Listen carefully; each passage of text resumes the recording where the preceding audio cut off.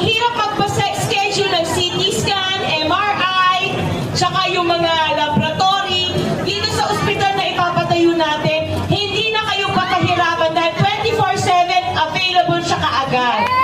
At higit sa lahat, balita ko daw sa butika na sa labas doon kayo bumibili ng gamot. Hindi na mangyayari yun dahil yung gamot nandun na mismo sa loob ng ospital natin. Hindi na nyo kailangan lumabas. Lahat nandun na. Sasabihin niyo si Ate Sara nangangako na 2 years kayang itayo yung ospital na yan. Kayang-kaya po siyang itayo. Kasi, syempre bilang builder developer, kaya namin gawin yun. Based sa experience, pero hindi kami yung gagawa.